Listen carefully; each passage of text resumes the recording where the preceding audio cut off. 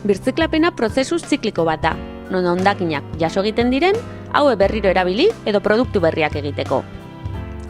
Baina, zeintzuk dira urrezko 3 arauak? Murriztea, berrerabiltzea eta birziklatzea, eta aldela ordena honetan jakina. Sortzen ditugun hondakinen kopurua murriztu egin behar dugu. Gai izan behar gara birziklatu eta lehen gai hauekin produktu berriak sortzeko. Berrerabilpena, produktu baten lehenengo erabileraren ondorengo erabilpena da, eta plastikoa, latak, beira, papera, kartoia zein hondakin organikoak berriro erabili daitezke.